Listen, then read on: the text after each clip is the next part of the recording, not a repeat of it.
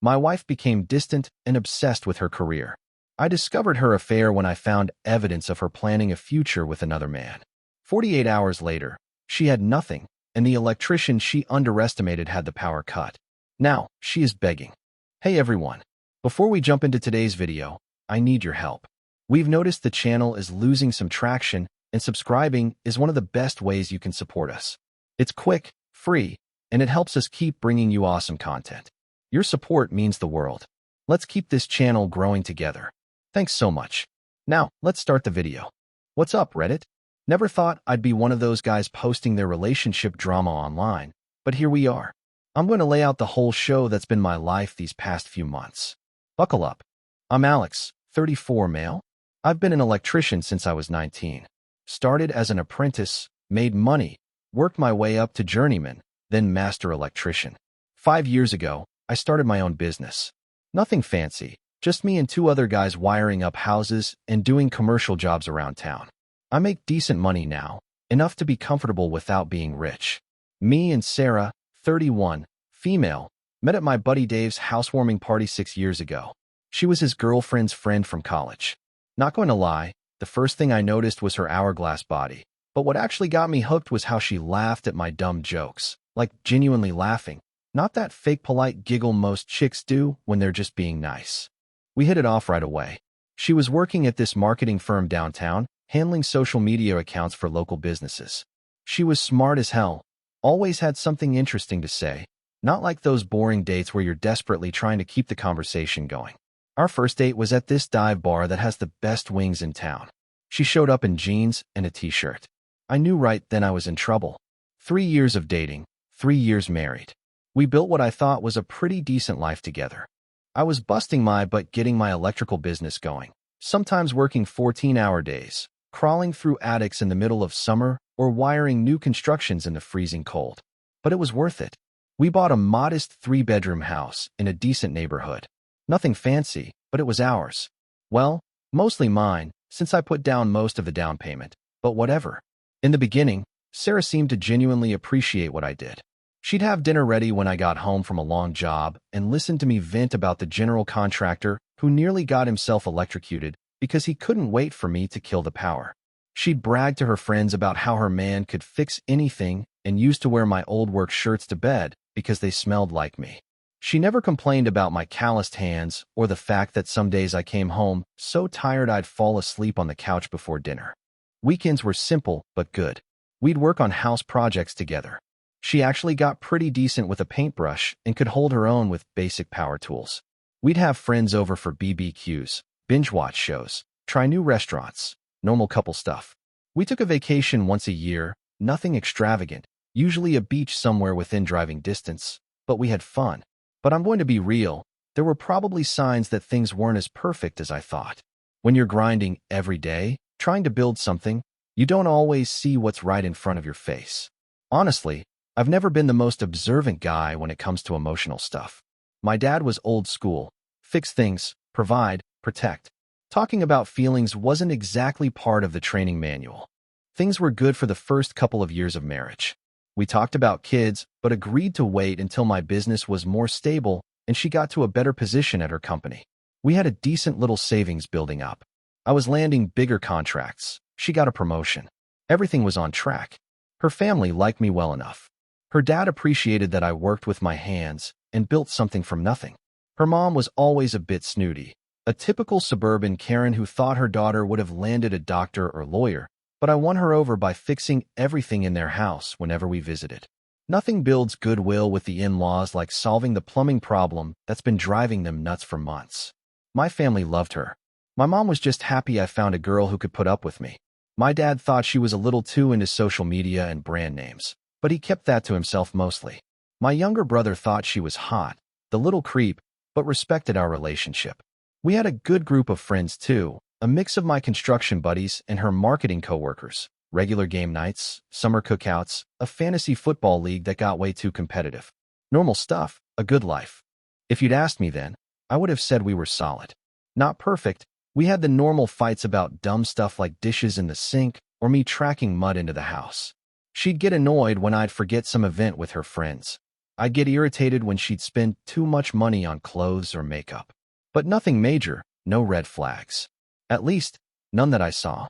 Man, typing all this out, it's like watching the beginning of a horror movie where everything seems fine, but you know the serial killer is about to jump out. Except in my case, the monster was wearing Victoria's Secret and sleeping next to me every night. The first sign something was changing was probably about 8 months ago. That's when Sarah started talking more and more about this new guy at work, Mark. Mark with his MBA from some fancy school. Mark with his amazing ideas for the company. Mark who was going places. I should have paid more attention when my wife couldn't go 5 minutes without mentioning another dude's name. But like I said, I was focused on growing my business, landing contracts, managing my small crew. I didn't realize I should have been focusing on what was happening right under my own roof. But then it became Mark this, Mark that. Mark thinks we should approach the Johnson account differently. Mark went to Cancun last year and said we should go. Mark says my ideas have real potential. Pretty soon, I'm hearing about Mark's breakfast choices and workout routine, like I give a damn that Mark does CrossFit and eats avocado toast. Around this time, Sarah started coming home late from work. It started with team happy hours that were supposedly mandatory for team building, once a week. Then it became twice, then 3 times a week. She'd roll in at 8 o'clock or 9 p.m., slightly buzzed, smelling like a mix of bar and perfume. When I'd ask about her day, she'd get this distant look, like she was mentally somewhere else. She started making these little comments about how her college friends were doing so much with their lives. One just bought a vacation home in Colorado. Another got promoted to VP at some tech company. Always with this weird undertone, like somehow our life wasn't measuring up. Mark says I have real manager potential. He thinks I should be aiming higher, she'd say, scrolling through Instagram while I tried to tell her about landing a big contract for a new office building downtown. Like my success meant nothing because I wasn't wearing a suit to work. Then came the appearance changes. She started dressing differently for work, clothes I'd never seen before. More makeup, a new hairstyle, new perfume that probably cost more than my work boots. She started going to get her nails done every week instead of every few months for special occasions. The gym was next. Suddenly my wife, who used to groan about walking the dog around the block, was hitting the gym at 6 a.m. before work at some fancy new place downtown with classes, smoothies, and personal trainers. $200 a month, compared to the perfectly good $30 a month place 5 minutes from our house. She was coming home later and later, always showering at the gym after her workout, so she'd arrive home freshly showered, makeup perfect, hair done, at 8 o'clock or 9 p.m. Because that's totally normal after a sweaty gym session, right? I'm not the jealous type. I've never been the guy who checks his girl's phone or tracks her location. I always figured trust is either there or it isn't. And if it isn't, the relationship is already over. But I'm also not stupid. I started noticing she was always on her phone, but would turn the screen away when I came near. I caught her texting late at night with the brightness turned all the way down. She would take calls and suddenly need to step outside for better reception at our house, which has never had reception problems. One night, I woke up around 2 a.m. to use the toilet, and she wasn't in bed. I found her in the kitchen furiously texting someone. When she saw me, she nearly dropped her phone and quickly said she couldn't sleep and was checking work emails. At 2 a.m.? Sure. Money changes, too. We always had separate accounts for our own spending money, plus a joint account for bills and savings. I started noticing larger than normal withdrawals from the joint account into her personal account. When I asked, she'd say something vague about needing to help her sister or investing in a work thing. Credit card statements showed charges at restaurants on nights she was supposedly at girls' night or working late. Expensive clothing stores when she claimed she was just browsing. Hotel bar charges in the middle of a workday. The final straw was Valentine's Day. I'm not usually big on that commercial holiday, but I made reservations at this nice steakhouse she'd been wanting to try. I ordered flowers to be delivered to her office. Even bought her this silver bracelet she'd been hinting about.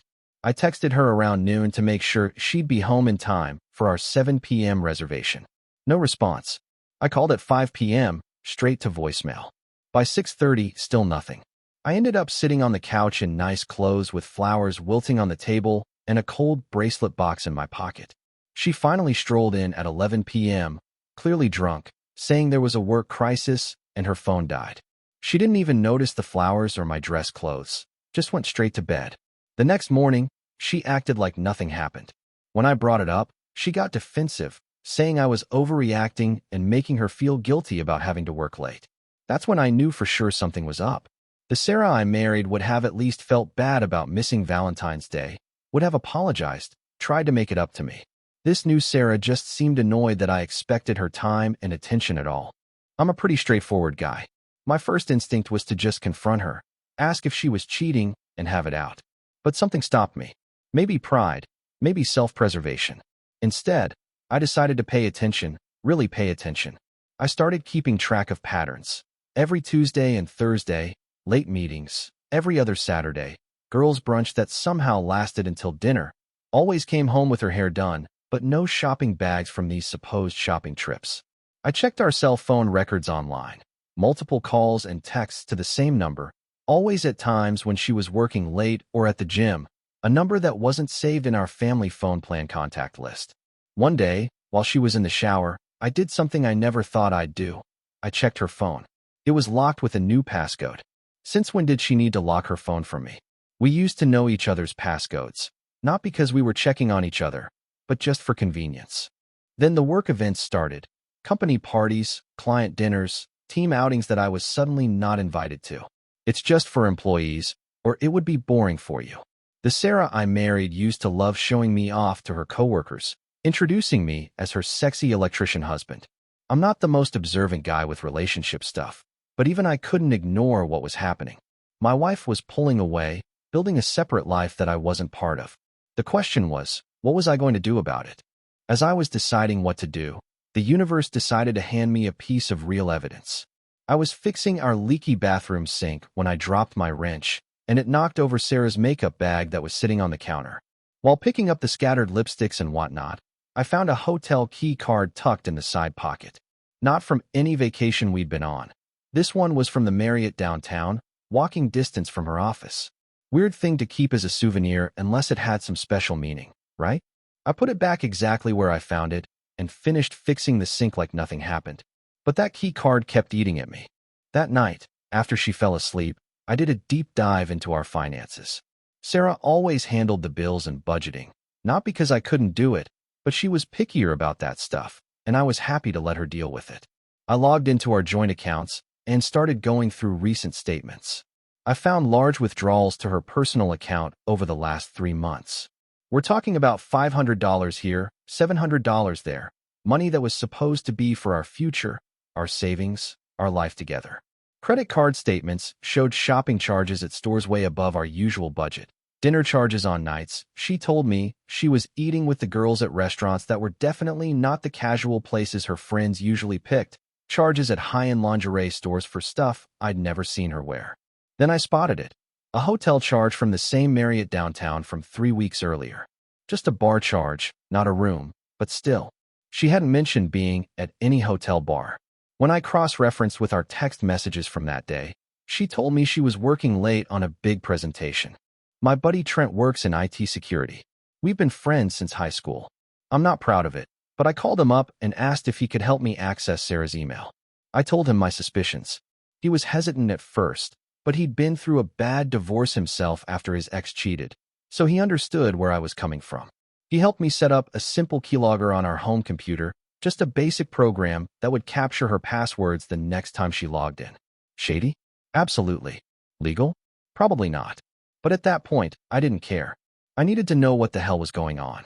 2 days later, I had her email password. There it was, message after message with this Mark guy. Weekend plans, complaints about me, how I was stuck in my underdog mindset, while Mark was going places, how she was settling by staying with me, how she deserved more luxury in her life than I could provide. The same Mark who, I now knew, was her direct supervisor, who had just gotten promoted to regional director at her company. The same Mark who, according to his Facebook profile that I now stalked like a psycho, was married with a 2-year-old and another kid on the way. There were hotel confirmations, screenshots of apartment listings they were looking at together, messages planning their future after she left me, all while she was sleeping next to me every night, eating the dinners I cooked, and living in the house my work paid for. One email from Mark read, "Just a few more months and my bonus comes through. Then we can both leave our dead-end situations and start fresh. Just be patient and keep things normal at home. I felt like I'd been punched in the stomach. 6 years together, 4 years of marriage, all a lie, or at least it had become one. I sat in my truck for an hour that night, parked outside our house, just thinking. Rage, betrayal, everything washing over me. Part of me wanted to storm in, pack her stuff, and throw it on the lawn. Part of me wanted to find this Mark and introduce his face to the pavement. Part of me wanted to just get drunk and set something on fire.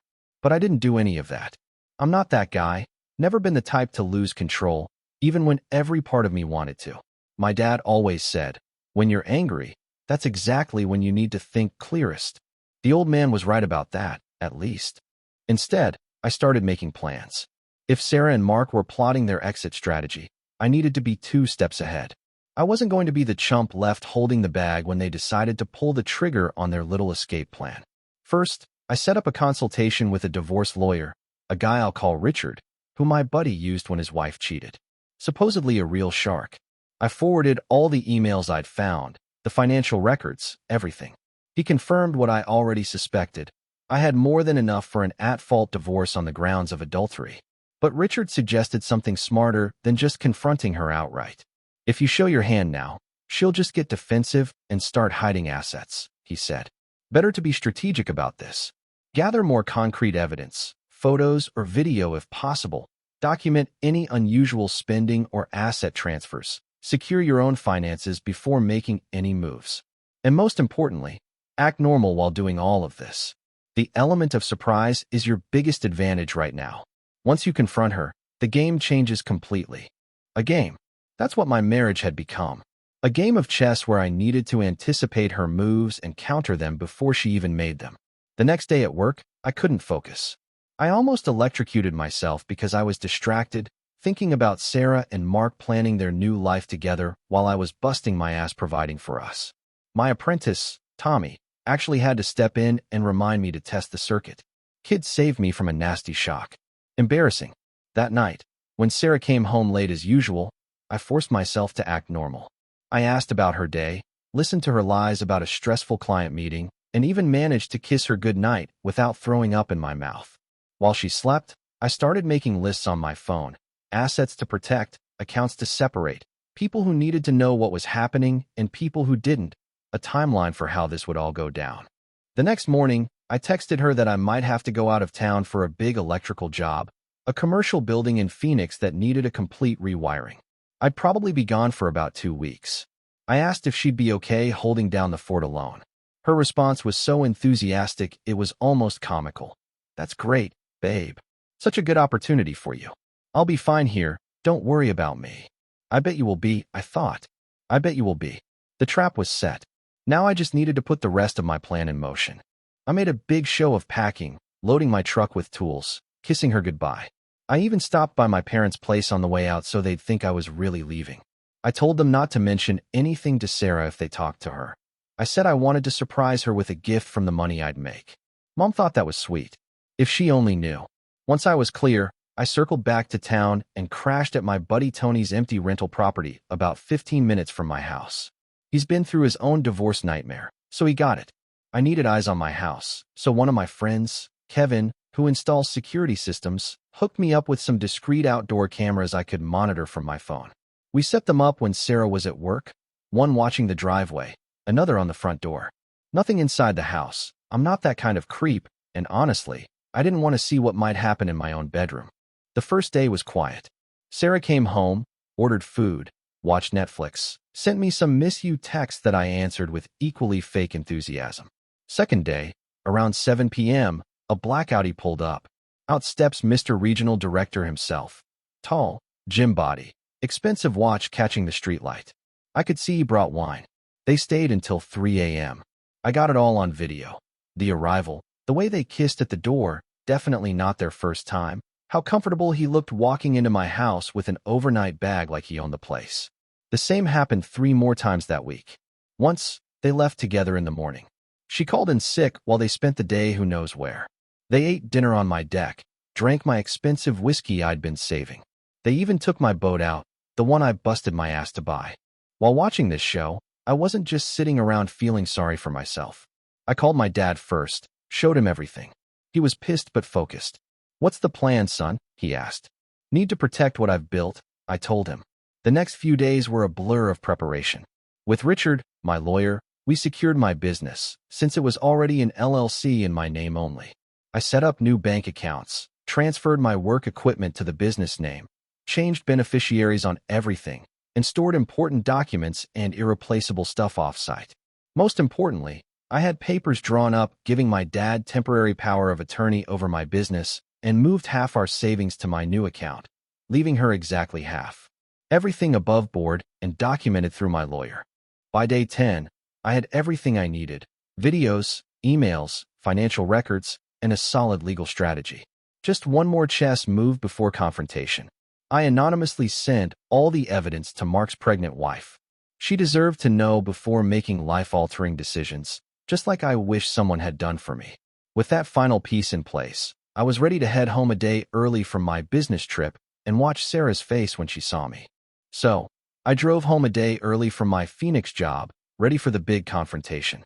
I had this whole speech prepared in my head, kind of expecting to catch Sarah and Mark in the act, maybe get some more video evidence.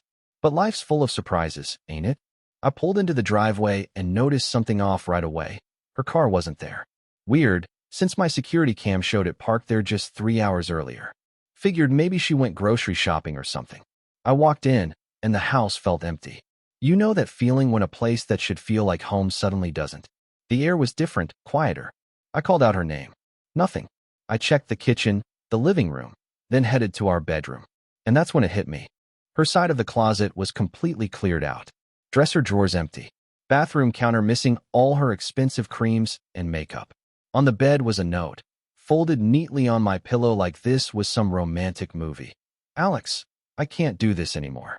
I've moved on with someone who matches my ambitions and can give me the life I deserve. I'll have my lawyer contact you about the divorce. Don't try to find me. Sarah." Cold, right? 6 years together, for years of marriage, and that's it. 8 lines on a piece of paper, not even a full page. I sat on the edge of the bed, note in hand, feeling nothing. No rage, no heartbreak, just this weird emptiness, like I was looking at the aftermath of something that had been dead for months, but I just hadn't admitted it yet. I headed to the living room and opened my laptop, pulled up the security footage from earlier that day. There it was, Sarah and Mark loading suitcases and boxes into his Audi around noon. She was laughing as he struggled with a heavy bag, both of them looking excited, like kids sneaking out past curfew. I spent the next few hours making lists: bank accounts, credit cards, passwords, utilities, all the practical stuff that needs handling when your wife decides to vanish. I changed the locks, changed every password she might know, and called Richard, my divorce lawyer, to get the ball rolling. While checking our accounts, I noticed something interesting. She had cleared out her personal checking account, but hadn't touched our joint savings. Either she forgot in her rush to start her fancy new life, or she was planning to come back for it once things settled. Then it hit me, the safe in my home office. I opened it, and, yep, all her important documents were still there. Birth certificate, passport, social security card, everything you need to function as an adult in this country. She'd been in such a hurry to bail that she'd completely forgotten the basics. Stupid. I picked up my phone to text her about it, but stopped. Richard's advice came back to me. Don't engage. Don't engage until we have everything in order. Let her make the first mistakes. Instead, I called my dad, explained the situation. He came over quickly. We sat on the deck, talking while I transferred half our savings to a new account in my name only, leaving her half in the joint account. I'm not a thief, but I'm not a sucker either. Dad stayed over that night. Good thing too, because around 3 a.m., my phone started blowing up. Text after text from Sarah. Just realized I left some important things. Can we arrange a time for me to pick them up? Alex, please respond. This is childish. They're my documents. I need my passport for a new job opportunity. I shut off my phone and went back to sleep. Let her sit with her poor planning for a while. The next day was weirdly normal. I went to work, wired a new construction site, made small talk with my crew. Nobody knew my life had just imploded, and I didn't feel like sharing. I checked my phone at lunch. 27 missed calls, voicemails ranging from sugary sweet to threatening legal action. Mark had even called twice, trying to sound all authoritative about personal property law. I just texted Sarah once. All communication through lawyers from now on. Then I blocked both their numbers and finished my sandwich. 48 hours after Sarah's great escape, I was in the garage reorganizing my tools. What can I say? It's therapeutic.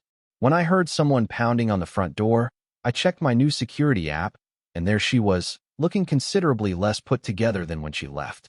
I laughed my ass off and took my sweet time answering. I found her on the porch, mascara smeared, hair a mess, wearing what looked like yesterday's clothes. You changed the locks? First words out of her mouth, all indignant like I'd done something wrong. Yep. Didn't invite her in, just stood in the doorway. I need my things, Alex. My documents. I can't do anything without them. Should have thought about that before you cleared out while I was working. Her face did this thing where she was trying to look sad, but also trying to look attractive while looking sad. It's a weird expression that used to work on me. Not anymore. Can I please come in and get my passport at least? I have a job interview tomorrow. Nope. All items will be exchanged through lawyers. I've already contacted mine. That's when she switched tactics. She started crying, shoulders shaking, the works. Please, I made a mistake. Marcus and things aren't what I thought. I just need my documents. Not my problem. You can't legally keep my identification documents. Her voice rising to that shrill tone. Actually, I can. I'll secure them until proper legal exchanges are arranged. They're safe. They'll be returned through appropriate channels. She tried to push past me into the house. I just stepped to the side, blocking the door with my arm. Sarah, you made your choice. You left. This isn't your home anymore. It's my house too. My name is on the mortgage. Might want to check that again. The mortgage is in my name only. The house was purchased with my pre-marriage savings as the down payment. And since you abandoned the residence without notice, you've complicated your claim considerably. Thank you, Richard, for that legal script. Although I felt she didn't quite get what I said, she felt it, because her face showed the exact moment she realized I wasn't the pushover she thought. Where am I supposed to go? Mark's place is complicated. Trouble in paradise already? That was fast. She glared at me. His wife found out somehow and showed up at his apartment screaming. Had all these emails and videos. Did you have something to do with that? I just shrugged. Sounds like karma to me. I have nowhere to go, Alex. Let me stay here until I figure things out. Just for a few days, I'll sleep on the couch. No. You're being cruel. Full waterworks now. After everything we've been through. Cruel would be leaving someone with a note after 4 years of marriage. Cruel would be screwing your boss in our bed while I was working my ass off providing for us. Cruel would be planning to clean out our accounts once his bonus came through. Her eyes went wide. How did you? I know everything, Sarah. Every email, every plan, every complaint about my lack of ambition while you were falling for his leased car and maxed out credit cards. She crumpled onto the porch steps, sobbing for real this time. Not for me, but for her perfect exit strategy falling apart. I almost felt bad. Almost. I'll have Richard contact your lawyer about document exchange. You should go now. I closed the door, watched through the security cam as she sat there crying for another 20 minutes before finally calling her sister to pick her up. Later that night, my phone lit up with a text from an unknown number. This isn't over. You had no right to ruin everything. I forwarded it to Richard with one comment. More evidence for the file. I spent the next couple of weeks focusing on work and getting my life together. I had a massive rewiring job for a restaurant downtown that kept me busy. Plus, Richard was putting together our divorce strategy. And yeah, it's been 3 weeks since she showed up crying on the porch. The document exchange finally happened, supervised by both our lawyers at Richard's office. Sarah showed up looking rough, dark circles under her eyes, wearing clothes I recognized from 2 seasons ago. Guess the fancy shopping sprees were over. She tried to corner me before the meeting. We need to talk privately, Alex. Nothing to say that can't be said in front of the lawyers. Richard was a beast, had everything organized, documented, ready for signature. Sarah's lawyer looked annoyed the whole time, probably because she kept interrupting him to make emotional appeals directly to me. I made a horrible mistake, she said at one point, reaching for my hand across the table. We could work through this. I moved my hand away. We're here to exchange documents, not reconcile. Her lawyer finally had to tell her to stop because she was making things worse. That seemed to wake her up to the reality of the situation. As we were wrapping up, I found out through Richard that Mark's situation had imploded spectacularly. His pregnant wife, Emma, had filed for divorce with evidence of multiple affairs, not just with Sarah. The company fired both Mark and Sarah for violating policy about manager-employee relationships. He was facing possible legal action from the company for using business trips to conduct his affairs. Sarah had been staying with her sister, but wore out her welcome after a week of crying and drama. I also heard that she tried moving in with Mark, but that lasted all of 3 days before reality set in. 2 unemployed people with mounting legal bills in his expensive apartment that, it turns out, he could barely afford when he was employed. Meanwhile, my life's been improving. The business is doing better than ever. Landed 2 major commercial contracts that will keep us busy all year. I bought a new truck, not to show off, but because I actually needed one for work. The divorce is moving quickly. Since Sarah left voluntarily, leaving a written note about moving on with someone else, and there's solid evidence of her affair, it's pretty straightforward. Richard thinks we'll be done in record time. Sarah still tries reaching out occasionally, texts from new numbers about how she misses what we had and made the biggest mistake of her life. I don't respond. Nothing left to say. Last I heard, she moved back in with her parents in Ohio, and I'm pretty sure that Mark's sleeping on his brother's couch and working at DoorDash to make child support payments. Their grand romance lasted less than a month in the real world. Some of my friends ask if I regret how I handled everything, if I was too harsh or calculated. I tell them the same thing. When someone shows you who they really are, believe them. And when they're planning to screw you over, there's no shame in protecting what you've built. My old man told me something that stuck. In electrical work, you always plan for the worst-case scenario because it only takes one mistake to kill you. Turns out that applies to marriages too. Life's not perfect now, but it's real, and it's mine. Met this chick at the job site the other day, been grabbing coffee after work a couple of times a week, and I'm already developing feelings for her. Nothing serious yet, but there's something about a woman who can thread a pipe and talk circuit breakers that just works for me.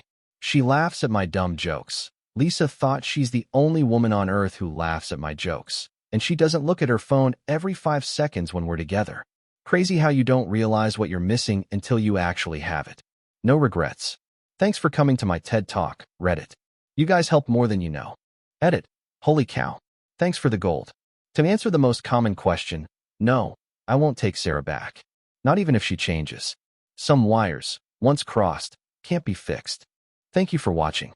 If you haven't subscribed yet, please do so and hit the notification bell to stay updated with more shocking real-life stories happening around you.